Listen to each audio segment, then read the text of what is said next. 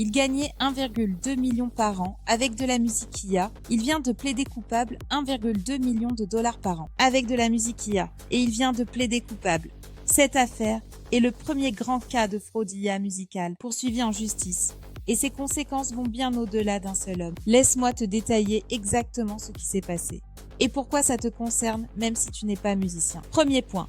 Comment le système de fraude fonctionnait concrètement. L'accusé a utilisé des outils de génération musicale IA pour créer des milliers de morceaux en un temps très court. Il les a distribués sur les grandes plateformes Spotify, Apple Music, Amazon Music, sous des noms d'artistes entièrement fictifs. Ensuite, il a utilisé des réseaux de bots pour simuler des écoutes massives sur ces morceaux. Les algorithmes des plateformes ne voyaient pas d'auditeurs. Ils voyaient des millions d'écoutes qui déclenchaient automatiquement le versement de royalties.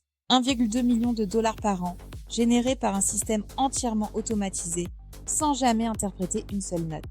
Deuxième point, les conséquences judiciaires et leur portée. Il a plaidé coupable et risque jusqu'à 5 prisons. C'est la première fois qu'une telle affaire est menée jusqu'au bout par la justice américaine, ce qui crée un précédent. Les procureurs ont construit leur dossier en démontrant la combinaison de 3 éléments. La génération IA, la manipulation des compteurs et la fraude aux royalties. Ce type de jurisprudence va désormais guider comment les affaires similaires sont traitées, et il y en aura d'autres. Troisième point, l'impact sur les créateurs qui utilisent l'IA légitimement. C'est la question qui me préoccupe le plus dans cette affaire. Les plateformes de streaming vont déployer des systèmes de détection IA bien plus agressifs. Mais la difficulté, c'est de distinguer un artiste humain utilise l'IA comme outil de création d'un système de fraude automatisé. La frontière n'est pas toujours évidente et le risque de faux positifs est réel. Des créateurs qui travaillent honnêtement avec l'IA pourraient se retrouver suspendus ou pénalisés sans raison valable. C'est un débat que l'industrie va devoir trancher rapidement. Toi, tu utilises l'IA dans ta création musicale ou sonore. Comment tu vois cette question de la détection? Tu penses que les plateformes